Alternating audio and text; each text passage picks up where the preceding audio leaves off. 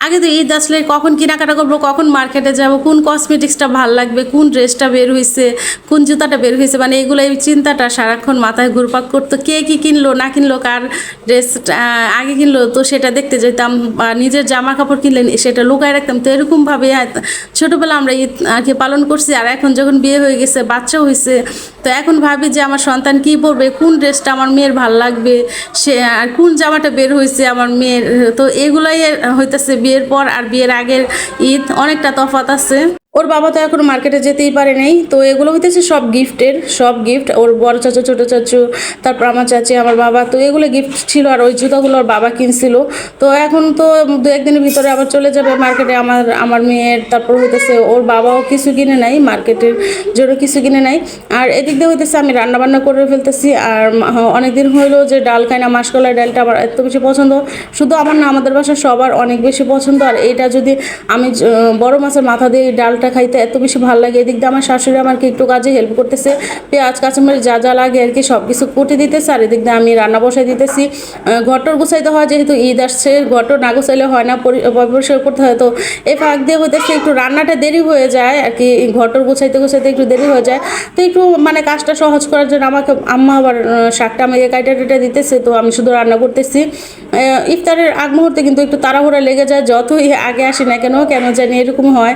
তো প্রতিদিনে অনেক মানে কাজ থাকে বাকি, আবার হইতেছে অনেক কাজই থাকে, করতে করতে হইতেছে রান্নাটা একটু দেরি হয়ে যায়। তো রান্নাটা দেরি হলো সমস্যা নাই, কিন্তু ইফতারি আগে আমি চাই যে সব রান্নাটা করে ফেললে মনে হয় ভালো, কারণ মেয়েদের নিয়ে আবার ইফতারির পরে রান্না করা আসা আমার একটু মানে ঝামেলার হয়ে যায়। তো দুই তিনটা আইটেম যাই রান্না করি না কেন, ইফতারি প্লাস হলে রান্নাটা আমি একসাথেই করে ফেলি। আবার সন্ধ্যা রাত্রের ভাত তো আমি একসাথে রান্না করে ফেলি। পরে পরে দেখা যায় আর ভালো লাগে না, মানে আমার ইফতারের পরে রান্না করতে একদমই ভালো লাগে না, একদম আলসা আলসা হয়ে যায়। যখনই মানে সারাদিন কাজ করতে পারবো, কিন্তু যখন ইফতারিটা করি তারপর আর বেশি একটা ভালো লাগে না, চুলার পর যে আবার রান্না টান্না করো। তো আমি একসাথে রান্নাটা করার চেষ্টা করি, ইফতার প্লাস সেহরি সব মানে সব কিছু আমি একসাথেই রান্না বান্না করে তারপর হইতেছে তারপর বসে থাকবো।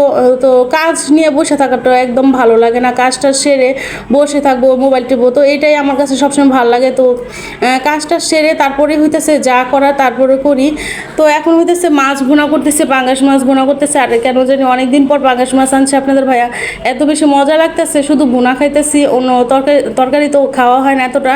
তো তরকারি আর রান্না করা হয় নাই, তো অনেক কিছুই রান্না করব। আবার হইতেছে আমার দেবর ফোন দিছে যে ওর ওয়াইফকে নিয়ে আসতেছে, তো তার জন্য আবার আমি একটু মুরগিও ভিজাইছি। মুরগি রান্নার প্ল্যান ছিল না, তো ওরা আসতেছে ভাইবা, ফ্রিজে একটু মাংস ছিল, তো ওইটা হইতেছে নামাই নিচ্ছি। তো সব কিছু একসাথে রান্না টান্না করে ফেলবো। আর ওরা আসতেছে, ভালোই হয়েছে, সবাই একসাথে ইফতার করবো। আর বেশি মানুষ হলে আমাদের বাসায় অনেক বেশি, আমার তো অনেক বেশি ভালো লাগে ইফতারি খাইতে। তো আমার আগে কিছু ইফতারি বানান ছিল, ওরা যে আসবে এটা তো একদমই জানতাম না, মানে হুট করে চলে আসছে। তো আমি আবার বাইরে থেকে ইফতার ইফতার আনাইছি। আর এদিক দিয়ে দেখেন আমার বড় জাল কতগুলা ইফতারি পাঠাই দিচ্ছে আমাদের বাসায়।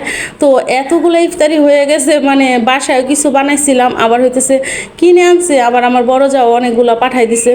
তো একদম ইফতারিও দেখতেছি আমি সব কিছু ঠিকঠাক মানে রেডি করা হয়েছে কিনা, এদিক দিয়ে দেখতেছি। আবার আমার মেয়েও দুষ্টামি করতেছে আর চাচুর সাথে, আবার সব কিছুই ঠিকঠাক আছে কিনা দেখে আবার ঠিক ইফতারি 5 মিনিট আগে আমি চাইতেছি যে মুরগিটাও ভুনা করে ফেলি, তাহলে হইতেছে ওদের সাথে বসে বসে গল্প করব।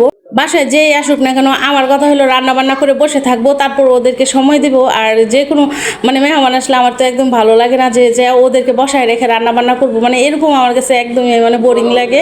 আমি এই কাজটাই সবসময় করি, মানে রান্না বান্না কোনো একটা মেহমান বাসায় আসলে মানে আমি চাই যে ওরা আসার 1 ঘন্টা আগে আমার সব কিছু রেডি থাকবে, একদম শসা থেকে শুরু করে মানে পানি টানি ভরা যা আছে এভরিথিং, মানে সব কাজ আমি গুছায় করে রাখবো। তারপর হইতেছে ওরা আসবে, ওদের সাথে বসে বসে খাবো, গল্প করবো, এরকম হলে কিন্তু ভালো লাগে। আর যদি আমি ব্যাস আমার বাসায় আসছে, আমি ওদের সময় দিতে পারলাম না, আমি চলে গেলাম রান্নার ভিতরে, সারাদিন মানে রান্নাই করবো, ওরা বসে বসে একা একা থাকবে, মানে আমার কাছে এই জিনিসটা অনেক বেশি বোরিং লাগে।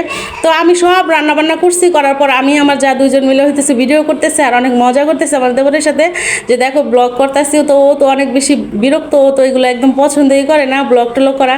তো আমি আর আমার যা কিন্তু অনেক মজা করি আর দুজন মিলে হইতেছে ভিডিও করতেছি আর ওর সাথে অনেক বেশি দুষ্টামি ফাজলামি করতেছি। তো অনেক ভালো লাগতেছে, সবাই মিলে একসাথে ইফতারি করতেছে। আর আমার দেবর বাসায় যখন থাকে ওকে দিয়ে সবসময় ইফতারিটা মাখাই, অনেক বেশি মজা করে ওই ইফতারি মাখে। আর আমরা মাখাইলে মনে হয় বেশি একটা ভালো লাগে না, ও কীভাবে জানি মাখায়, খুব বেশি মজা লাগে। সব কিছু রেডি করে ওকে দেই, ও খুব সুন্দরভাবে মাখায়। পরিবারের সবাই যখন একসাথে বসে ইফতার করি এত বেশি ভালো লাগে। এই জিনিসগুলো কিন্তু মিস করবো। আর কিন্তু 3টা রোজা আছে, তো ওই 3টা রোজায় কিন্তু এই তো ঈদ চলে আসছে। রোজা যখন শুরু হয় কি ভালো লাগে, যখন শেষ হয়ে যায় আমার তো এত বেশি খারাপ লাগে। কারণ ইফতারির মুহূর্তটা অনেক বেশি ভালো লাগে, সেই জিনিস ঈদটা চলে গেলেই তো হয়ে গেলেই তো শেষ। আমার এত বেশি মানে কষ্ট লাগে তখন, মানে ভাল লাগে না আর একদমই। তো এই তো আমার দেবর হইতেছে যে যা কিছু আছে ওকে সব কিছু রেডি করে এনে দিছি। আমার যার আবার ভিডিও করতেছে, আমি যেহেতু রান্না করতেছি ওরে বলছিলাম যে তুমি একটু বসে বসে ভিডিও করো, তো আবার ভিডিও করে দিতেছে। ও তো এমনি অনেক মিশুক, আর আমরা তো একসাথে হলে একদম অনেক গল্প গুজর করি, অনেক বেশি ভালো লাগে, হাসি তামাশা করি। তো এগুলোই ছিল আর কি রাত্রের সেহরির দুইটা একসাথে মিলে রান্না। মুরগির মাংস রান্না করছিলাম, ডাল রান্না করছিলাম, শাক ভাজি করছিলাম, আর মাছ ভুনা করছিলাম, এগুলাই ছিল। আরও তো সকালে থাইকেই যায়। তো আজকের ভিডিওটা এখানে সমাপ্ত। সবাই আমাদের জন্য দোয়া করবেন। আল্লাহ হাফেজ।